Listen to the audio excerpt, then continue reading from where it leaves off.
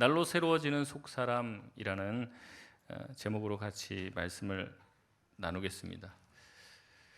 우리는 살면서 눈에 보이는 것에 주목하며 살아갈 때가 많이 있습니다. 그러나 실제 우리의 삶은 눈에 보이지 않는 것에 영향을 더 많이 받습니다. 우리가 지금 땅에 발을 붙이고 사는 것도 중력이라는 게 있기 때문에 그래요. 중력 보셨습니까? 눈에 보이지 않지만 중력이 있어요. 중력이 약해지거나 중력이 없으면 우리는 다 둥둥 떠다닙니다. 땅이 잡아당겨주는 이 중력이라는 힘이 있기 때문에 우리가 걸어 다닐 수 있는 거죠. 그렇기 때문에 사람들은 이 눈에 보이지 않는 힘에 대해서 보려고 또 확인하려고 애를 많이 써 왔습니다. 너무 커도 보지 못하지만요, 너무 작아도 보지 못하는 거예요. 그래서 작은 것을 보기 위해서 현미경을 만들고 또 뭐 현미경으로 봐도 또 못 보는 더 작은 것들은 전자현미경을 만들어서 보려고 합니다. 그리고 관찰하려고 하죠. 그리고 이 세상 만물이 어떻게 됐는지 보기 위해서 이 우주와 은하를 관찰하기 위해서 망원경을 놓고 쭉 관찰하는데 어디가 시작이고 어디가 끝인지를 다 확인할 수 없을 정도로 관측이 불가한 거예요. 근데 이것을 통해서 세상의 이치를 알아내려고 어마어마한 노력들을 합니다. 각 국가와 또 각 나라의 석학들이 여기에 천문학적인 돈과 에너지를 쏟아붓고 있어요. 인간을 화성에 보내고 달로 보내고 우주로 보내기 위해서 에너지를 쏟고 있습니다. 그리고 원자라든지 그 전자가 어떻게 움직이는지에 관해서 연구하기 위해서 엄청난 돈과 에너지를 쏟아붓고 있어요. 여러분, 이게 너무나도 중요한 문제죠. 여러분, 솔직히 말하면 뭐 사람이 뭐 화성에 가건 말건 달에 가건 말건 뭐 원자니 분자니 전자니 뭔 상관이 있겠습니까? 우리 삶에 상관이 있어요, 없어요? 누가 어떤 사람이 화성에 간다고 해도 여러분의 삶과 상관이 있습니까? 없어요. 우리에게 중요한 건 뭡니까? 물가죠. 우리에게 중요한 것은 집값이 오르냐 내리냐입니다. 월급이 오르냐 내리냐 이게 중요하지. 무슨 로켓 쏴갖고 뭐 달 날아가고 위성 쏘고 그게 뭐가 중요하냐는 거예요. 근데 여러분, 각 나라마다 또 세계에 가장 머리 좋다는 사람들이 왜 이 일에 골머리를 쏟고 왜 여기에다가 천문학적인 돈을 쏟아붓고 있을까요? 몰라요. 왜냐하면 우린 평범하기 때문에 그래요. 평범한 사람들은 모릅니다. 여기에 왜 관심을 갖고 있는지 모른다는 거죠. 여러분, 과학자들과 미래학자들과 수많은 세계 석학과 정부들이 왜 이런 미시세계 또 거시세계에 대한 관심을 가지고 그것을 연구하기 위해서 애쓰느냐? 지금은 무가치해 보일지 모르지만 이 연구를 통해서 인류가 어마어마한 도약을 해온 거예요. 여러분, 한번 예를 들겠습니다. 우리가 다 지금 스마트폰 다 가지고 계실 거예요. 여러분, 이게요, 사진이 찍힙니다. 사진이 찍혀요. 사진 옛날에는 어떻게 했어요? 카메라 들고 다니면서 찍고 필름을 또 어디 갖고 현상소 가서 현상해야 되죠. 여러분, 지금은 그럴 필요가 없어요. 내가요, 이 눈에 보이는 이거 세상을 사진으로 찍으면 이게 디지털 신호로 내 핸드폰에 저장이 돼요. 그리고 이 저장된 디지털 신호를요, 다른 사람에게 선을 꽂지 않고도요, 그 사람한테 전송해 줄 수 있어요. 여러분, 이게 어떠한 원리로 되는 줄 아세요? 지금 우리가 하고 있잖아요. 근데 어떤 원리로 되는 줄 아시냐고요. 이게 어떤 원리로 어떻게 돌아가는지 몰라요. 그런데 우리는 쓰고 있는 거예요. 여러분, 이게 다 미시세계, 거시세계를 연구한 과학자들의 연구 덕에 우리가 이러한 혜택을 누리고 있는 거예요. 근데 대부분 그 원리는 모른다는 거죠. 심지어 이런 세계를 꿈꿔보기라도 했습니까? 이런 세대가 올 거라고 예측하신 분 계신가요? 이렇게 된 지 10년, 20년밖에 안 됐어요. 여러분, 20년 전에요, 제 대학생 때 보니까 제 고등학교 때 아마 삐삐가 처음 나왔을 거예요. 삐삐 나왔을 때만 해도 어마어마했어요. 이게 전화해라, 그럼 파리파리, 그럼 빨리빨리 전화해야 되는 거죠. 막 1010 235 열렬히 사모한다 뭐 이런 거 보내고, 그리고 막 줄 섰어요. 줄 서갖고 삐삐 음성 들으려고 막 전화 박스에 대고 줄 서고. 근데 그 중에서 또 돈 많은 친구들은요, 그 전화 박스 옆에서 전화를 안 기다려요. 시티폰이라는 걸 가지고 있어요. 시티폰을 가지고 옆에서 전화하고, 그 친구가 그렇게 부러웠어요. 그러면서 우리가 뭐 어렸을 때 그렇잖아요. 처음에 다 유선 전화밖에 없는데 무선 전화가 나왔습니다. 안테나 이렇게 뽑아갖고 무선 전화 하는데 전화기 안방에만 있잖아요. 근데 자기 방에서 전화 무선 전화를 받는다. 이거 엄청난 부자죠. 너무 부러운 거예요. 자기 집 방에서 전화를 받는다는 게. 여러분 그 시대가 바로 20년 전이에요. 근데 지금 이런 시대가 됐단 말이죠. 인터넷이 이렇게 되고 그다음에 핸드폰이 이렇게 활성화되고 이것으로 정보를 주고받는 시대가 된 거예요. 스티븐 잡스가 이거를 스마트폰을 처음 만들었는데 스티븐 잡스가 스마트폰을 만들 때 사람들이 이거 왜 만드는 거예요? 그랬어요. 왜 만드는 거예요? 이거 도대체 뭐하러 만드느냐고. 근데 스티븐 잡스가 그거를 만들면서 뭐라고 얘기했냐면 스마트폰이 없는 세상이 얼마나 불편한 세상인지 사람들은 모른다. 이게 얼마나 필요한지 사람들은 모른다는 거예요. 보통 그 전까지 제품은 어떻게 말하냐면 사람들이 이거 만들어 주세요 하면 만들어 줬어요. 사람들이 이거 필요해요, 이거 좀 만들어 주세요 하면은 사람들이 만들어 줬단 말이죠. 근데 스티븐 잡스가 뭐냐면요, 너네들이 생각하지 못하는 그 미래를 내가 봤는데 전화도 되고 핸드폰 인터넷도 되고 사진도 찍을 수 있고 이걸 막 전송할 수 있는 그런 달말기를 만들겠다고 하기가. 그 사람들이 그게 뭔 필요가 있냐. 근데 지금은 그거 없으면 삽니까? 못 삽니까? 못 사는 거예요. 이 세계를 그 사람은 본 거예요. 우리가 보지 못하는 세계를 봤단 말이죠. 거기에 대한 제품을 만든 거예요. 여러분 그렇기 때문에 이 세상의 모든 것들은 돌아갈 때 우리 눈에 보는 것이 다가 아닌 거예요. 이 세상에 보이지 않는 어떠한 것들을 미리 본 사람들을 통해서 세상이 변화되어 왔습니다. 여러분 이것은 과학의 영역에만 머물지 않아요. 사람들은 자기가 보지 못한 미지의 영역을 보고 싶어하는 탐구심이 있죠. 특별히 뭘 알고 싶습니까? 미래를 알고 싶은 거예요. 그래서 이 미래를 점치기 위해서 점도 보고 또 구슬하기도 하고 용하다는 사람을 찾아 나서기도 합니다. 얘기만 들었지 진짜인지 모르겠는데 대통령 선거하기 전에 그렇게 많은 고관 대작들이 용하다는 점쟁이들에게 찾아가서 물어본대잖아요. 누가 되냐? 누가 되느냐? 이걸 물어본다는 거예요. 여러분 왜 그 똑똑한 사람, 그 권력자들이 점쟁이에게 가서 그걸 물어볼까요? 왜 물어볼까요? 그 점쟁이, 그 역술가가 자기가 보지 못하는 것을 보았을 거라는 생각을 가지고 그에게 물어보는 겁니다. 여러분 성경에도 이러한 내용이 나와요. 열왕기하 6장에 보면 선지자 엘리야와 아람 군대와의 충돌 장면이 나옵니다. 이 아람 왕이 이스라엘과 전쟁을 하는데 이스라엘을 무찌르려고 어떻게 하냐면 사람들을 매복을 해놔요. 이스라엘 군대가 지나가는 그 길목에다 매복을 시켜놔요. 그래서 지나가면 탁 덮쳐갖고 완전히 이스라엘 군대를 끝장을 내려고 숨어 기다리는데 이스라엘 군대가 딱 오다가 자기가 매복한 데 근처에 와서는 확 옆으로 돌아가는 거예요. 근데 이게 한두 번이 아닙니다. 여러 번 계속 그러는 거예요. 그러니까 무슨 생각이 드는 거예요? 야, 우리 안에 이스라엘의 첩자, 스파이가 있다. 스파이를 색출해내야겠다. 그런 생각을 하고 이제 조사를 하는데 신하가 와서 딱 얘기하는 거예요. 그게 아닙니다. 스파이가 있어서 그런 게 아니라 이스라엘의 엘리사라고 하는 사람이 있는데 그 사람은 우리 침실에서 하는 이야기도 듣고 이스라엘 왕에게 말하는 사람입니다. 그런 얘기를 해요. 그러니까 이제 왕이 그러냐? 그럼 그 엘리사부터 죽여야겠네. 엘리사가 있는 곳으로 갑니다. 도단이라는 곳에 그 도단성을 완전히 다 군대로 다 이렇게 포위를 해요. 그래서 그 도단성을 공격하려고 딱 하는데 이 엘리사의 종이 아침에 일어나서 딱 보니까 완전히 성이 그 아람 왕한테 완전히 다 포위가 돼 있는 거죠. 그러니까 이제 난리가 난 거예요. 아유 스승님 어떡합니까? 이제 우리 다 죽게 생겼습니다. 이제 그 얘기하는 거죠. 그러니까 엘리사가 뭐라고 얘기냐면 두려워 마라. 두려워 마라. 저들과 함께한 자들보다 우리와 함께한 자가 더 많다. 이렇게 얘기해요. 아니 보니까 뭐가 우리랑 함께한 사람이 많아요. 우리 있는 사람들이 성 안에 있는 사람들 조금밖에 없는데 뭐가 더 많냐? 그때 엘리사가 그 종을 위해서 기도를 합니다. 열왕기하 6장 17절 말씀 우리 같이 한번 읽겠습니다. 시작. 기도하여 이르되 여호와여 원하건대 그의 눈을 열어서 보게 하옵소서 하니 여호와께서 그 청년의 눈을 여심해 그가 보니 불말과 불병거가 산에 가득하여 둘렀더라. 아멘. 엘리사의 기도를 통해서 종의 눈이 열립니다.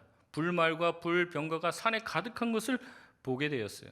아람 군대가 자신을 포위한 줄 알았는데 그게 아니라 포위당한 것은 아람 군대였습니다.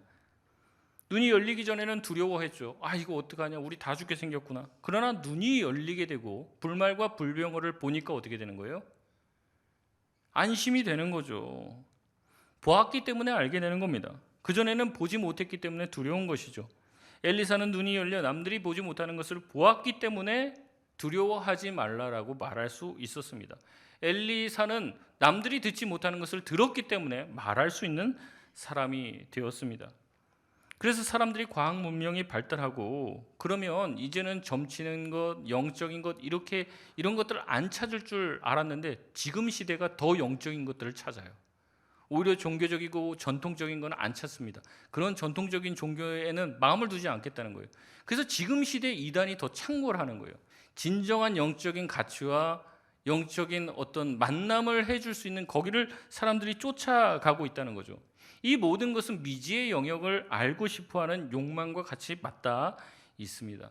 그래서 오늘 본문을 볼 때도 우리가 고린도후서 말씀을 읽었지만 이 본문 또한 그런 식으로 우리가 볼 때가 많이 있다는 거예요.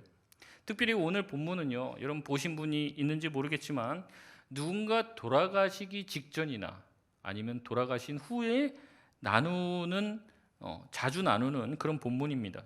그러나 오늘 본문을 자세히 읽어보면 사실은 돌아가시는 분들 또 돌아가시기 직전의 분들이 들어야 되는 말씀이 아니에요. 오히려 잘 들여다보면 살 날이 많은 분들이 들어야 될 본문이라는 거죠. 오늘 본문에서 바울은 여러 가지 말씀을 하며 이것을 서로 대조시키고 있습니다. 반대되는 개념을 계속해서 얘기를 해요. 처음에 언급하는 게 무엇입니까? 겉사람과 속사람, 또 낡아지는 것이 있고 또 새로워지는 것이 있죠. 환난이 있으면 영광이 있다고 얘기합니다. 환난은 경한 것, 가벼운 것이라는 거죠. 또한 중한 것을 대조합니다. 보이는 것과 보이지 않는 것을 대조하죠. 또한 잠깐과 영원을 대조하고 있습니다. 이것을 다시 정리해서 카테고리별로 모으면 이거예요. 겉사람은요, 낡아지는 것이에요. 환난은 가벼운 것입니다. 별로 중요하지 않은 것이죠. 그리고 이것은 잠깐이라고 하는 말로 모을 수가 있습니다. 그러나 속사람은 어떻습니까? 날마다 새로워지고 영광의 것이고 중한 것이고 보이지 않는 것이고 영원한 것이라고 바울은 이야기하고 있습니다. 바울은 이것을 깨닫는 것이 우리가 평생 낙심하지 아니할 수 있는 근거가 된다라고 16절에 말하고 있습니다. 우리가 평생 이 사실을 알면요, 낙심하지 않을 수 있다고 이야기하는 거예요. 한참 남았지만 결론부터 말씀드리면 우리가 낙심하지 않을 수 있는 이유는 무엇이냐? 보이지 않는 것, 영원한 것을 주목할 때 우리는 낙심하지 않을 수 있다라고 말하고 있습니다. 이것이 바로 속사람이 날마다 새로워진다는 거예요. 속사람이 날마다 새로워지면 낙심할 이유가 없다는 얘기죠. 바울의 말 가운데 우리가 낙심할 때 언제 낙심한다고 말을 하느냐? 겉사람을 주목하게 될 때 낙심한다고 이야기합니다. 겉은 눈에 보이죠. 그래서 우리는 겉을 치장하고 겉모습을 잘 꾸미려고 합니다. 근데 이렇게 하면 낙심하게 된다는 거예요. 꾸민 사람과 꾸미지 않는 사람은 차이가 나요. 겉모습만 봐도 그 사람이 가진 사람인지 가지지 않은 사람인지 금세 압니다. 자세히 보지 않아도 알아요. 차이가 납니다. 그래서 사람들은 겉을 꾸미는데 집착하죠. 남들이 나를 얕잡아 보지 않게 만들기 위해서 겉을 부풀립니다. 겉을 새롭게 하는 데는 남녀노소가 없죠. 지금 의학이 계속 발달해서 겉을 새롭게 하고 새롭게 갈아 끼는데 많은 신경과 에너지를 쏟습니다. 많은 사람들은 자기의 노화를 막느라 동분서주하고 각종 주사와 시술에 여념이 없죠. 의학을 통해 겉사람을 날로 새롭게 만드는데 신경을 쓰고 있다는 거죠. 그렇게 우리가 겉을 치장하는 문화 가운데 살고 있기 때문에 겉을 치장할 줄 모르는 사람이나 겉이 치장되지 않은 사람들은 사회에서도 바깥으로 밀려나갑니다. 다들 겉을 꾸미려고 가꾸려고 난리죠. 겉은 포장지와 같아요. 포장지를 보면 그 안에 내용물의 가치를 알 수 있는 거죠. 아름답게 포장해 놓으면 내 내면 또한 아름다운 것처럼 보일 거라는 생각에 겉을 치장하는데 힘과 에너지를 쏟습니다. 이런 겉의 새로움과 포장을 보는 사회, 겉을 중시하는 사회, 겉으로 평가하는 사회 가운데 살다 보면 우리가 쉽게 낙심하게 된다는 거예요. 오늘 본문은 그렇게 말하는 겁니다. 우리가 겉사람이 낡아지는데 우리가 이런 것에 마음을 두면 둘수록 어떻게 된다면 더 낙심하게 된다는 거예요.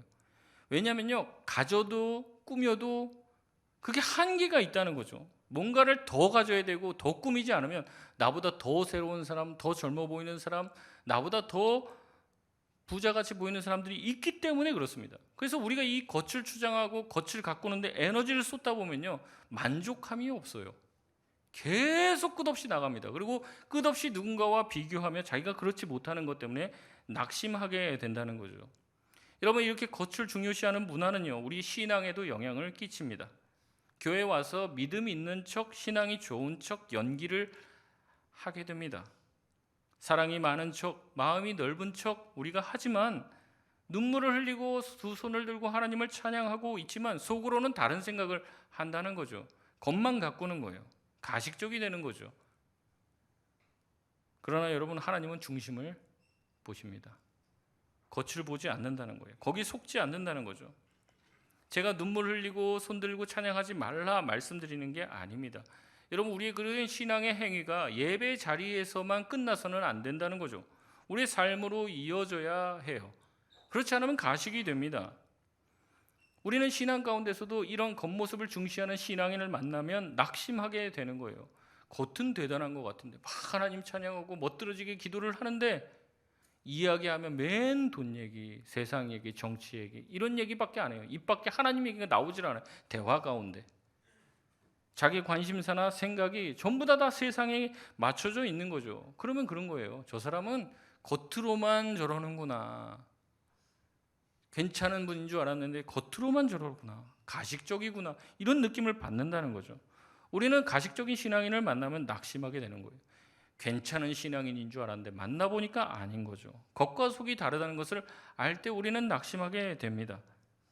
또 우리는 언제 낙심하게 된다고 바울은 말합니까? 우리가 환난을 당할 때 낙심한다고 말을 합니다. 제가 예전에도 말씀드렸지만 환난은 지금 내가 당한 환난과 지금 내가 당한 고통이 제일 힘들어요. 여러분, 다시 말씀드리면 고통은요, 내가 당한 고통이 세상에서 제일 고통스럽고 지금 당하는 고통이 제일 고통스러워요. 다시 한번 말씀드리면 이거를 꼭 기억해야 됩니다, 우리가. 근데 우리는 누가 힘들어하고 누가 고통스러워하면은 나는 그걸 지나왔단 말이죠. 그래서 얘기를 해요. 쉽게 훈수를 든단 말이에요. 야, 난 너보다 더 힘들었어. 근데 지금 잘 통과해 왔다는 거죠. 그러니까 너도 좀 이겨내.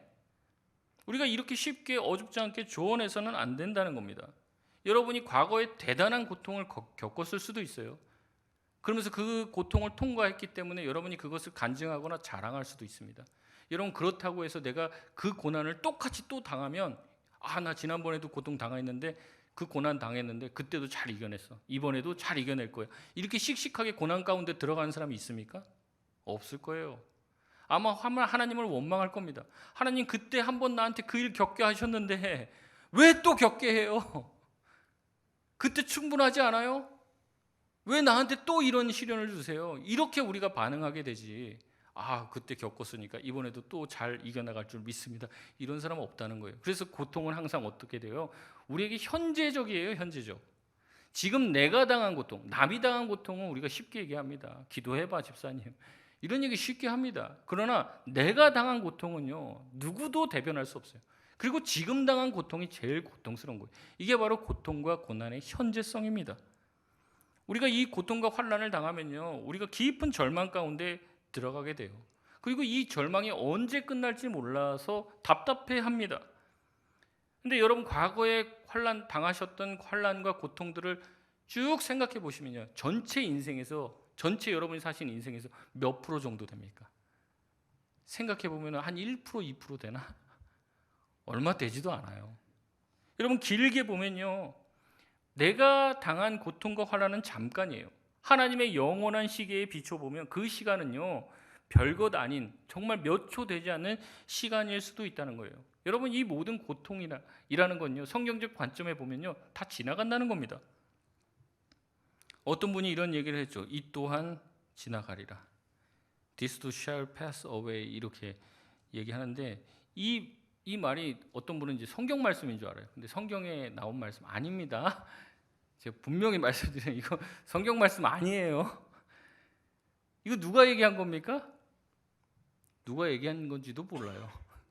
찾아보면은 뭐 다윗이 했다, 뭐 솔로몬이 했다, 누가 했다, 탈무드에 있다, 미드라시에 있다, 별별 소리 했는데 찾아보면 없습니다. 예. 이 말에 어디에서 유래됐느냐? 가장 이제 근거 있는 말이 고대 페르시아에서부터 이 말이 이제 이 우화가 전해졌다고 얘기하는데 이런 내용이에요. 어떤 왕이 그런 거죠. 자기가 왕에 등극하고 나니까 이 왕이 평정심을 잃으면 안 되는 거예요. 평정심을. 그래서 이제 자기의 신하들을 모아놓고선 가서 세상에서 가장 지혜로운 말을 가지고 와라. 무슨 지혜로운 말이냐면 내가 승승장구할 때 교만해지지 않을 말. 그리고 내가 절망과 낙심에 빠질 때 절망과 낙심에 빠지지 않을 수 있는 말을 가지고 와라. 어려운 문제를 낸 거죠. 근데 그 현자들이 모여갖고 토론을 하고 여기저기 조언을 얻어갖고 그 한 문구를 가지고 온 게 이거예요. 이 또한 지나가리라는 거죠. 네 영광의 그 관도 언젠가는 어떻게 된다는 거예요? 그건 지나간다는 거죠. 네 절망도 고통도 지나간다는 거예요. 그러니까 그렇게 막 일희일비하지 말라 이런 얘기예요. 그래서 이제 그 왕의 반지에다가 그것을 새기고 매일 들여다봤다 뭐 이런 얘기입니다. 이 말이 이제 유명하게 된 계기는 이제 링컨이 위스콘신에서 이제 연설을 할 때 이 말을 인용을 합니다. 그래서 옛날에 이런 말이 있는데 이러면서 인용을 하게 된 거죠. 그래서 유명하게 된 내용입니다. 여러분 고통도 환난도 하나님의 긴 시점, 내 인생의 긴 시점에 보면은 긴 시간이라는 거예요, 잠깐이라는 거예요. 잠깐이라는 거죠. 이것도 지나간다는 거예요. 근데 그것을 주목하고 묵상하고 그 고통을 계속 파고 들어가면 어떻게 돼요? 그것이 나에게 영원한 것처럼 느껴지게 돼서 헤어나오지 못하고 우리가 낙심 가운데로 빠지게 된다고 이야기합니다. 그래서 성경은 우리가 낙심하지 않을 수 있는 이유, 낙심하지 않고 우리가 늘 행복하게 살 수 있는 비결을 이야기하는데 그것이 무엇입니까?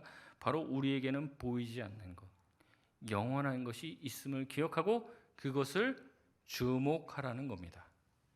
보이지 않는 것, 영원한 것은 무엇입니까? 바로 하나님이죠. 하나님 나라입니다.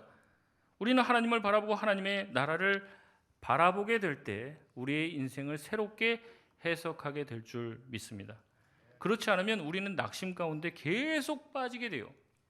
신앙을 가지면요, 새로운 삶을 살 수 있고 행복한 삶을 살 수 있습니다.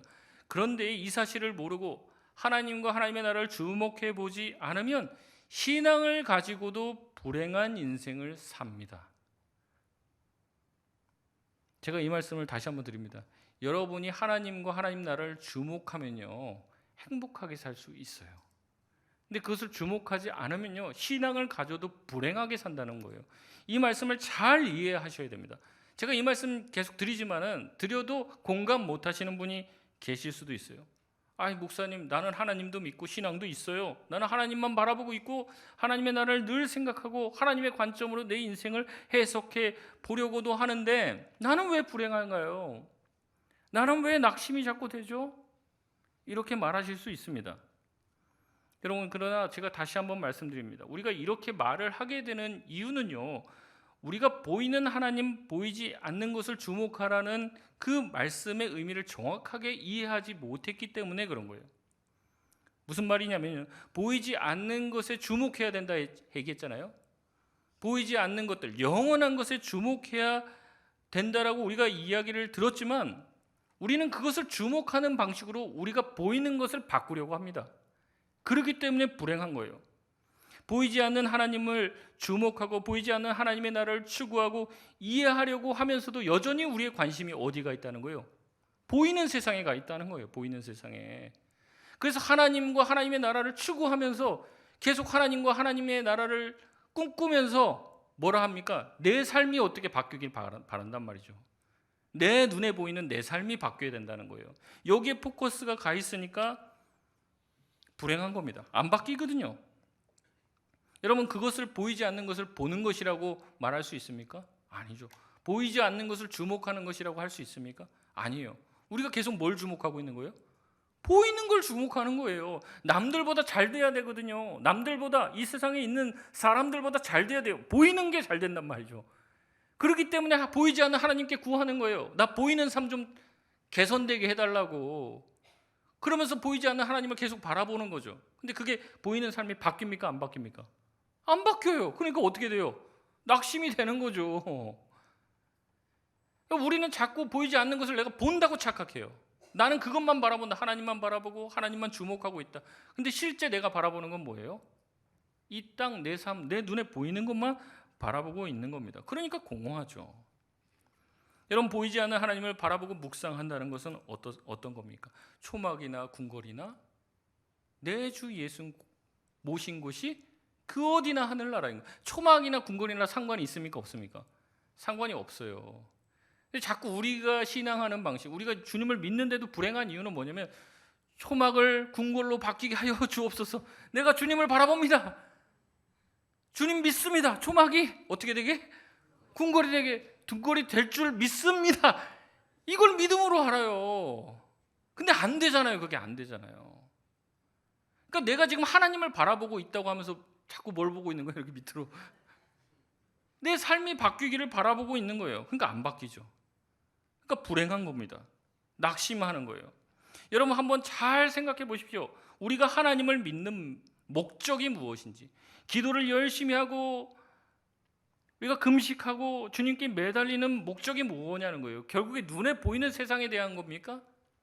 그러면 역시 여러분, 낙심을 피할 수가 없어요.